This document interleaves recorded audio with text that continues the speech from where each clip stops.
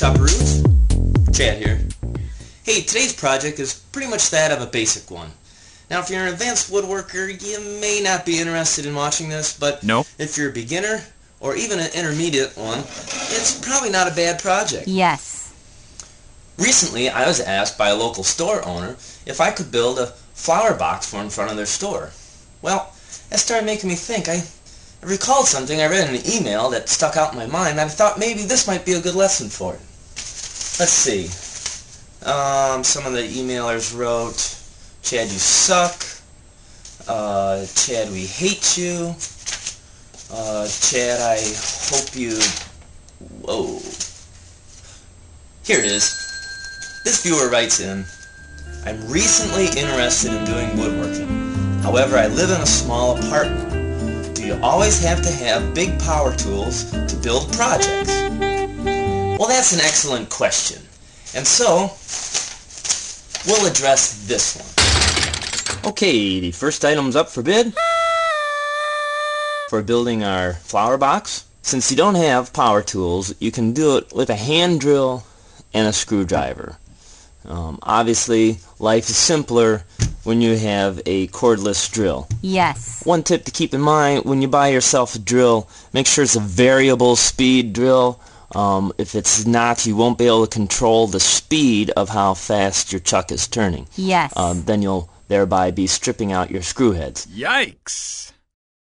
The next set of tools that we're probably going to be using to make our project, you'll be using a coping saw, once again with no power tools, or a jigsaw, and of course we're going to need something to cut our wood with. Yes. You can use a hand saw, and I highly recommend this saw here in particular.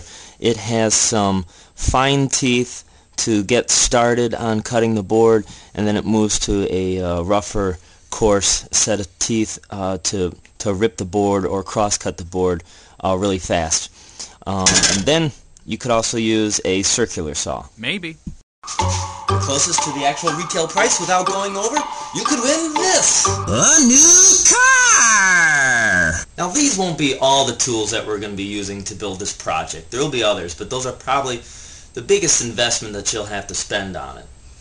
Now before we get started with any shop use or tools, let's take a reminder from Safety Dan.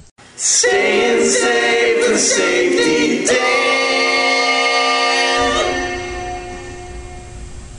Oh, hey, make sure you always use hearing protection and safety glasses.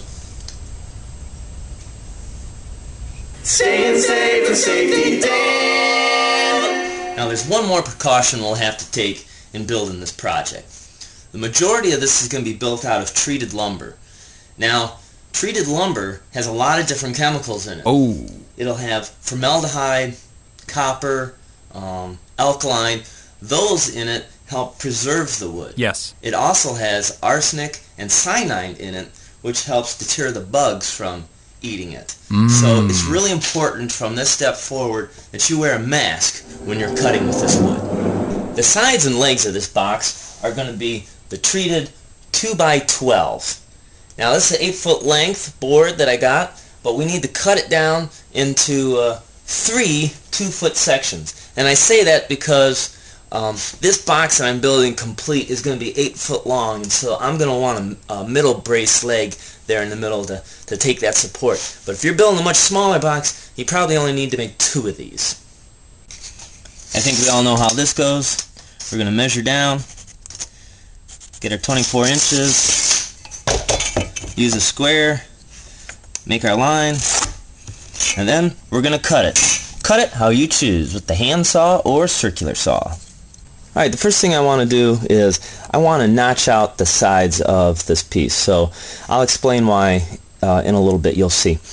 But I measured down 11 1/4, and I'm going to make my mark. Holy cow! Now, this little mini combination tool, yes, I love this thing. I use this every single day. This is one of my favorite tools. I like them so much, I named him Bob. Come on, Bob, let's go watch TV. So I have it set to 1.5 inches, which is the thickness of my 2x12. So I make my mark going across, and then... Holy cow! this is the area now that I'm going to cut out on both sides on all 3 pieces. Here's a little cutting tip for you if you feel the need. If you're worried about cutting any board, whether you're cutting across it or you're ripping down it, if you're concerned that your skills aren't good enough to get your saw started right on the line, a little tip is you can take a knife or a chisel and cut yourself a little groove. This is my waist side, this is the side I want to keep, and so now I have a nice little groove or shoulder I can start my saw in.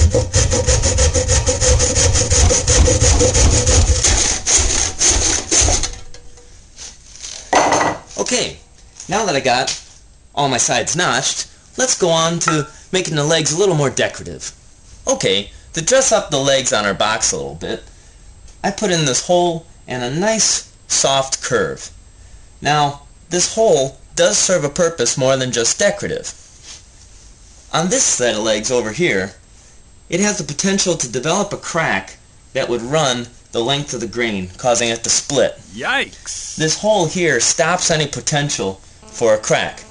Also, too, I did use my drill press to put this hole in. Oh. Now, you could use a spade or a paddle bit in your electric drill to put that in, although probably wouldn't work too well with this. Good golly, Miss Molly. Also, too, to make the soft curve, I use one of these. You can pick them up at any arts and crafts store. It's called a French curve. Ooh la la.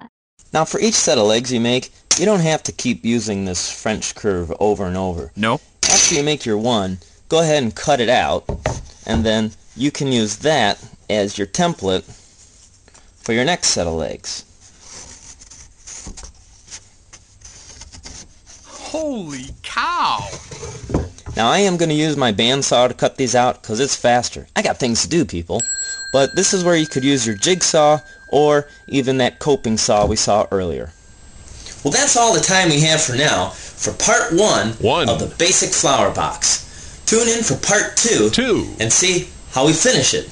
Now, even though this isn't really the end of the show, I will give you a little bit of a treat.